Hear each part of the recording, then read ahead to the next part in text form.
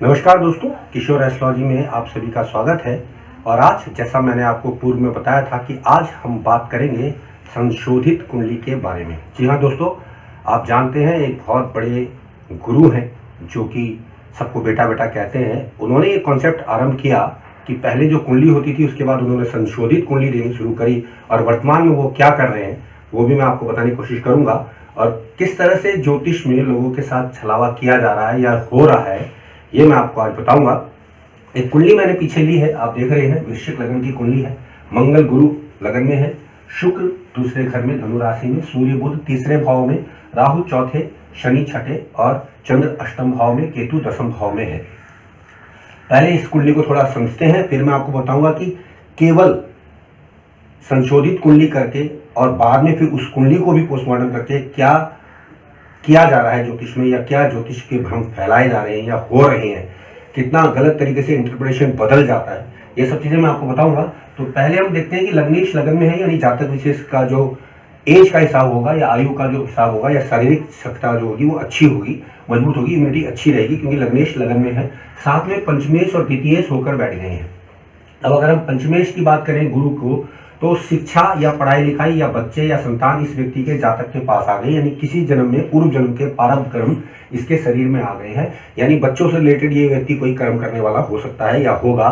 साथ ही साथ धन का मालिक या कुटुंब परिवार का मालिक भी गुरु बन गया है और वो भी लगन में आ गया है। तो ऐसा जातक जब कभी घर से बाहर जाएगा तो घर वालों की परवाह नहीं करेगा, वहीं का हो जाएगा। प्लस इंटेलिजेंट तो है ही है, इसमें कोई भी दो राय नहीं है।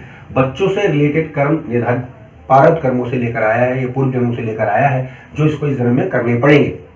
और लगन में मंगल है तो जोशीला व्यक्ति रहेगा, एग्रेसिव रहेगा और काम के प्रति समर्पण रखेगा, क्योंकि मंगल आप जानते हैं ऊर्जा बहुत अच्छी दे देते हैं। और मंगल और गुरु दोनों वृश्चिक राशि के हैं। तो अब वृश्चिक राशि की बात करें तो मंगल का वृश्चिक राशि में जाना ये नेगेटिव मंगल की ओर प्रतीक करता है। ऐसा जातक बदले की भावना लेकर चल रहा होता है, बहुत सिक्रेटिव रहना पसंद करता है, ज्यादा घुलना मिलना, लोगों से बातें करना पसंद नहीं करता, अपनी दुनिया में खुश रहता है, जैसे कि बिच्छू के लक्षण आप जानते ही हैं।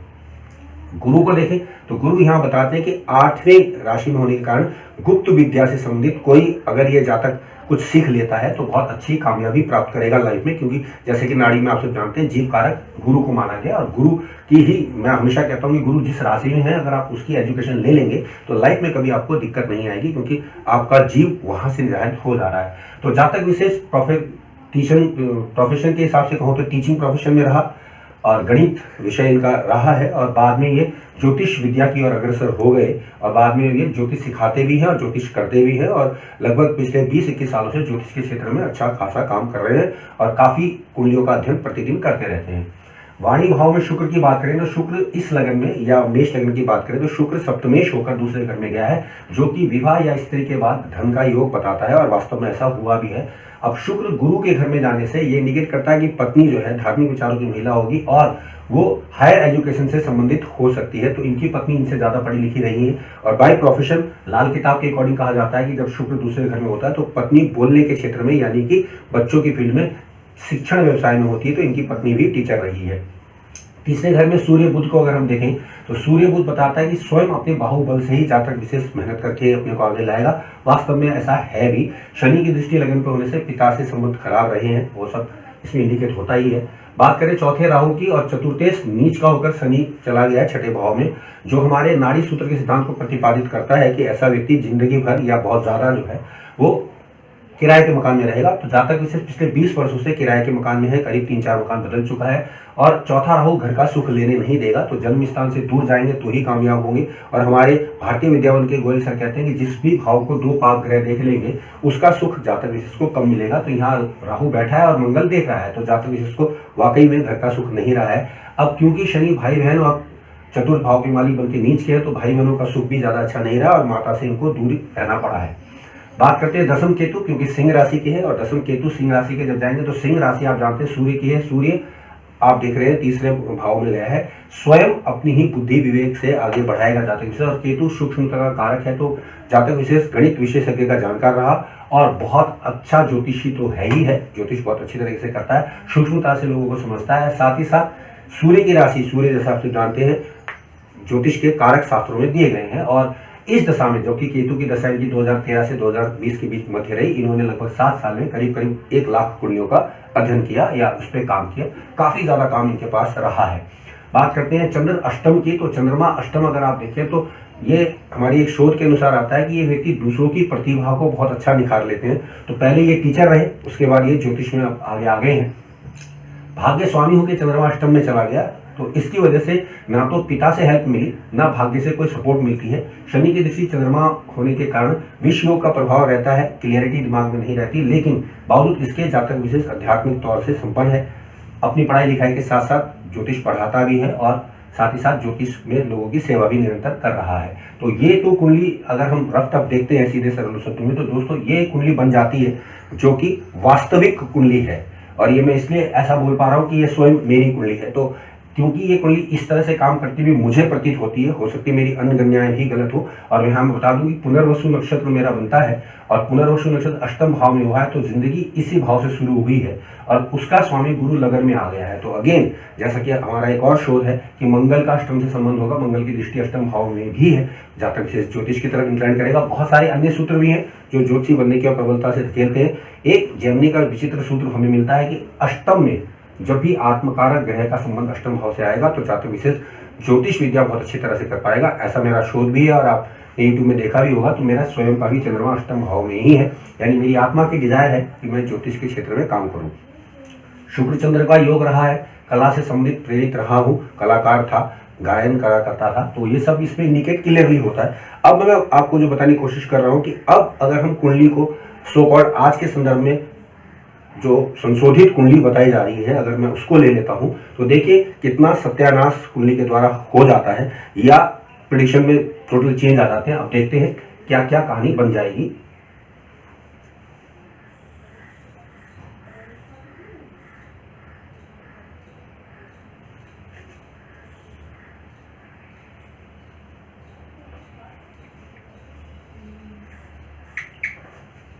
अब आप देखेंगे दोस्तों कि सारी प्रेडिक्शन किस प्रकार से चेंज हो जाएगी अगर मैं इसको संशोधित मान लेता हूं तो, जो कि वास्तव में किया जा रहा है।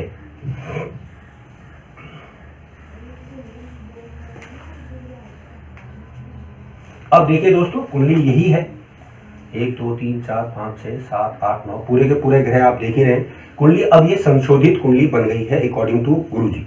तो अब अगर प्रेडिक्शन लेता हूं तो हम ये देखेंगे कि सप्तमेश लगन में आ गया, मंगल के साथ शुक्र की युति बन गई।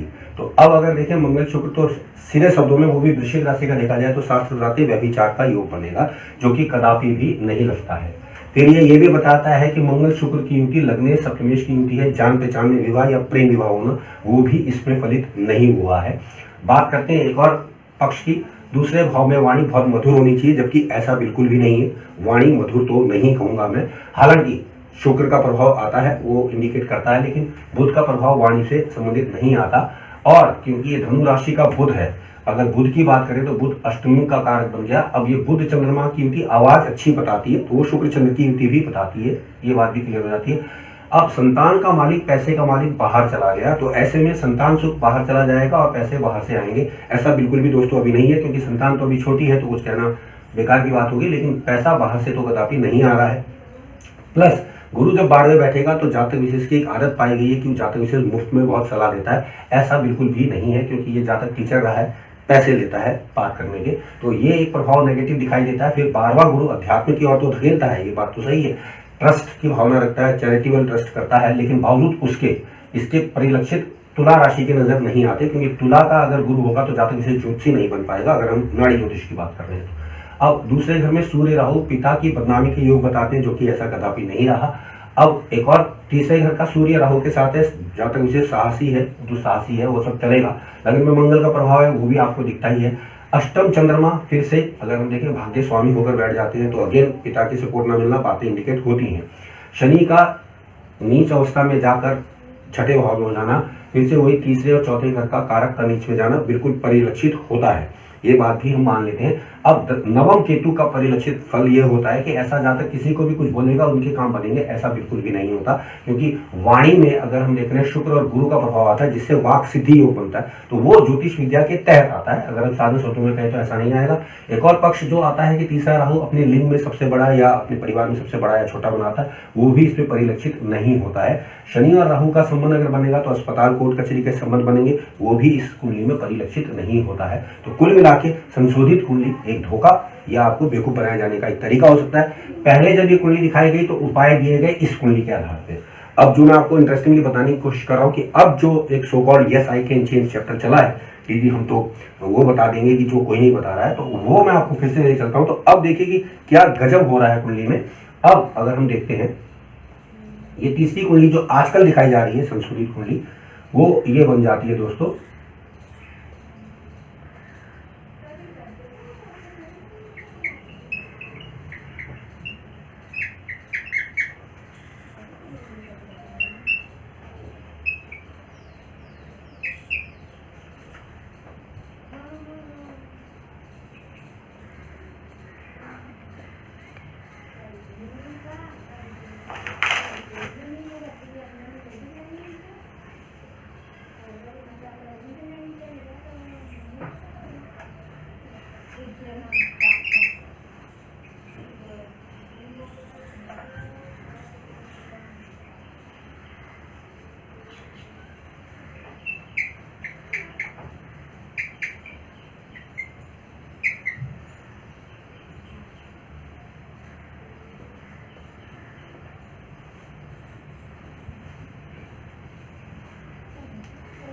अब दोस्तों ये है सो कॉल्ड तीसरी संशोधित कुंडली, जिसको आज की तारीख में वो गुरु बनाकर दिखा रहे हैं कि अब ये संशोधित कुंडली हो गई है।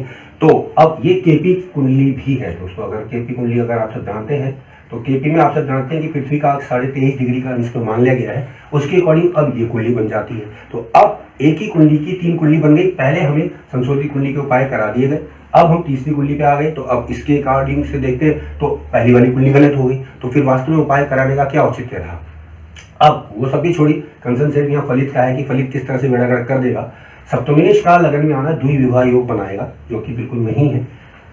चंद्रमा दूसरे उच्च के हो जाते हैं यहाँ पर, जबकि दशा अगर राशि के हिसाब से देखें तो राशि का 6 हो जाता है। आप सब जानते हैं कि पद्धति में राशि गायब हो जाती है।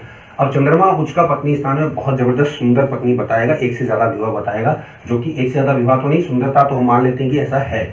अब शनि का संबंध नीच का है, लेकिन शनि अब तृतीय होकर नीच का है, संतान में जाना, एक पुत्र का होना और पुत्र से वैचारिक मतभेद रहना वाली इंडिकेट करेगा, खैर वो भविष्य में पता चलेगा। अब शुक्र की बात करें तो लाभ का मालिक शरीर में आ गया है, तो ऐसे में व्यक्ति के पास जहां व्यक्ति जाए वहां लाभ आना चाहिए था, ऐसा भी बिल्कुल नहीं है। शुक्र चंद्र की युति, आवाज अच्छी या गायन कला, तो वो हम मान लेते हैं कि ऐसा है। अष्टम केतु बीमारी का योग बनाता है, जो कि ऐसा नहीं है। मंगल गुरु का 12वें में जाना, जन्म स्थान से दूर जाके कामयाबी के बनना, वो उस कुंडली में भी दिखता था। लेकिन मंगल के साथ गुरु का जाना, संतान का व्यय हो जाना, घर का व्यय हो जाना, स्वयं का व्यय हो जाना, एक जगह टिक कर काम ना करना, ये बताता है। जबकि जातक विशेष ने सिर्फ 2 काम किए, पहला शिक्षण, दूसरा अब वो ज्योतिष में कार्य क्षेत्र कर रहे हैं, क्योंकि ये स्वयं मेरी है तो मेरे से बेहतर इसको कोई जानता ही नहीं। दूसरे भाव में सूर्य राहु बुध का होना सप्तमेश वाली स्थिति को प्रकार देता है। सूर्य राहु के साथ बुध का होना पिता को ग्रहण या हृदय रोग बताता है, जो कि नहीं रहा।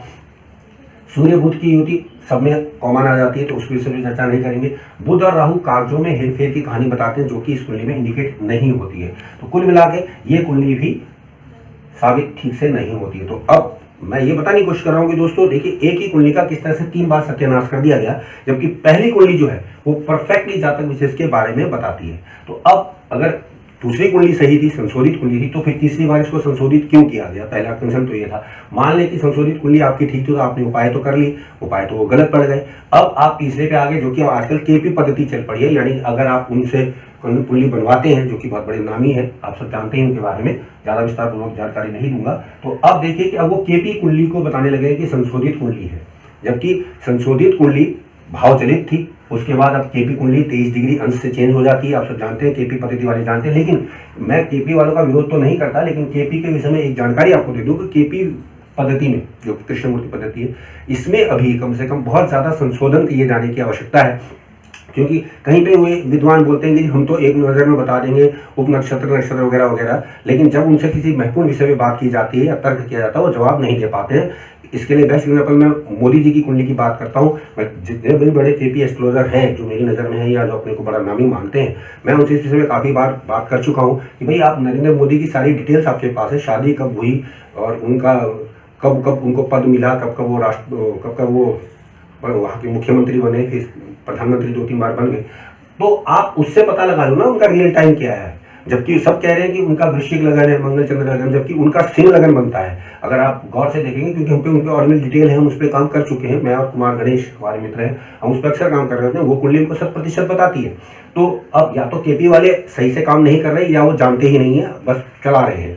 दूसरी बात, संशोधित कुंडली का तो मैंने आपको बता दिया, भावचलित का हिसाब है, उसमें कुछ मुझे अच्छे महान ज्योतिषी मिले जिनकी उम्र मुझसे कम थी लेकिन शायद काम तजुर्बा ज्यादा था। वो ये कहते हैं कि ग्रह जब पीछे जाएगा तो दिखाई वो ऐसे दे रहा है, काम वो ऐसे करेगा, तो भाई फिर कुंडली दिखा क्यों रहे हो, जो दिख रहा है वो बात कीजिए। इस विषय पे जब हमने कर्नल गॉड या हमारे जो गुरु रहे हैं राव साहब से जब बात की, तो उनका कहना था कि अगर आप 10 लोगों को कुंडली दिखाते हैं और 10 में से 9 लोग अगर उस कुंडली को बता रहे हैं कि हाँ ये ग्रह यहाँ पर है, ये ग्रह यहाँ पे है, वो कुंडली आपकी वैलिड मानी जाएगी, क्योंकि ज्यादा से ज्यादा लोग उस चीज को जान रहे हैं। अब संशोधित कुंडली आपने अपने फायदे के लिए बना ली कि जी चलित में तो मेरा पीछे चला जाता है, भाव में मेरा आगे बढ़ जाता है, तो ये आपको धोखा दिए जाने का षड्यंत्र चल रहा है। सीधी सरल कुंडली में अगर आप कुंडली देखें, और एक और मजे की बात बताता हूँ, आप किसी भी बड़े सेलिब्रिटीज की कुंडली उठा लीजिए, भाव कुंडली और केपी कुंडली अलग मिलेगी, जो कुंडली उनकी प्रचलन में चल रही है, जिसके द्वारा ज्योतिष आज तक किया जा रहा है कि जी ये घर के बड़े होंगे, भाई बहन होंगे, इंटरकास्ट मैरिज करेंगे।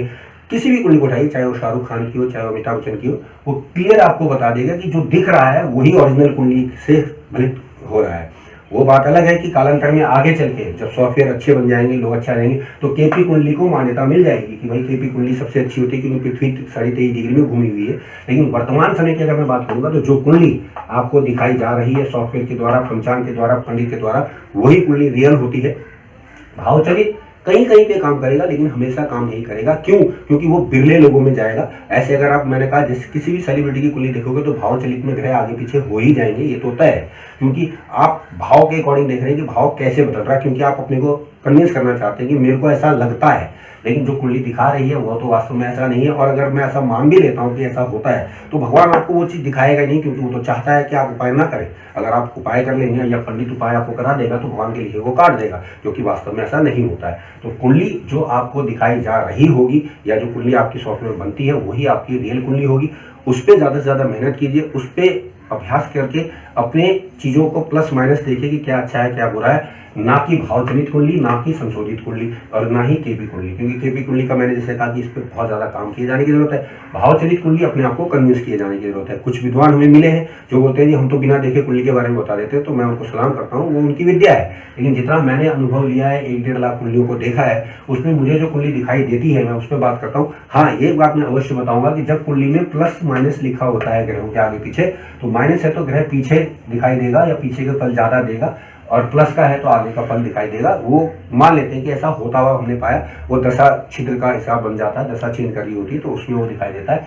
इसके अलावा कुछ कतिपय विद्वान वक्री पे भी बात करते हैं कि ग्रह अगर वक्री है तो 50% पीछे के फल देगा। अनुभव में मैंने ऐसा बिल्कुल भी नहीं पाया है, हालांकि नाड़ी ज्योतिष वाले इसको बोलते हैं। अगर मैं ऐसा कहूँ तो मैं कहूँगा कि भाई अगर कोई ग्रह पीछे जाके वक्री हो गया तो अब वो जिस घर में वक्री हुआ है उससे अलग दृष्टियों का संबंध देगा, जहाँ है उससे भी दृष्टि, तो कुल मिला के वो 6 भावों को एक्टिवेट कर लेगा। अगर वो शनि मंगल गुरु है तो ऐसे में तो कुंडली का सत्यानाश और हो जाएगा। तो कुल मिला के लमसम बातें, तालम तोली की बातें, परफेक्शन नहीं है। तो ध्यान रखिएगा कि आपको भ्रम में नहीं आना। जो कुंडली आपकी दिखाई दे रही है उसके सिग्निफिकेशंस आप पे परफेक्टली मिलेंगे, क्योंकि तभी वो आपको मिली है। और 10 लोग अगर एक कुंडली को देख के बता रहे हैं कि आपका ये ग्रह यहाँ पर है, तो वही काम करेगा। इसलिए संशोधित कुंडली बनाम केपी कुंडली बनाम भावचलित कुंडली, इनसे भ्रम में ना आए। सीधे सरल शब्दों में जानकार व्यक्ति पे जाके मिलिए और उसको बताइए कि जी ये समस्या दिखती है। अगर कुंडली में दिखती होगी तो वो स्वयं बता देगा, और अगर नहीं दिखेगी तो वो बता देगा कि भाई ऐसा तो नजर नहीं आ रहा, कोई और वजह हो सकती है। कतिपय विद्वान आगे चल के उसमें नक्षत्र में भी काम कर लेते हैं कि जी नक्षत्र उसका वहां था, ये था, तो वो कन्विंस करने वाली बात है, जो कि मैं तो नहीं करना चाहता। मेरा मानना है जो शास्त्र बता रहे हैं वो कदापि गलत नहीं होगा, हम उनको ठीक से समझ नहीं पा रहे हैं। शास्त्रों में कहीं भी भावचलित या केपी पद्धति का उल्लेख पराशर जी ने या वरामीर वगैरह ने नहीं किया है। तो ध्यान रखिएगा दोस्तों, मैं इनके अगेंस्ट तो नहीं हूँ, लेकिन मेरा कंसर्न ये है कि किसी भी तरीके से जातक विशेष को उसकी वो परेशानी का हल मिलना चाहिए जो वो दिखता कुंडली में दिखाता ला रहा है या जिससे वो परेशान है। इसी कुंडली को आप देखो मैंने 3 तरीके से बताया, तीनों फलित अलग हो जाते हैं। सिर्फ पहली कुंडली के फलित परफेक्टली मैच करते हैं। और कुंडली मैंने इसलिए ही अपनी लगाई क्योंकि मैं स्वयं को बहुत तरह जानता हूँ, कुंडली तो मैं पढ़ ही लेता हूँ। अगर मैं किसी और की लगाता तो लोग कहते जी ऐसा है वैसा है, तो इसलिए मैंने अपनी ही कुंडली का चयन किया। जिन जातकों को डेट ऑफ बर्थ के बारे में जानना हो तो 8/2/1971 3:20 देहरादून का जन्म है, वो आप अपने डेटा में डाल के देख सकते हैं। तो दोस्तों आज के लिए इतना ही। आप सबने मुझे सुना, आप सबका धन्यवाद, नमस्कार।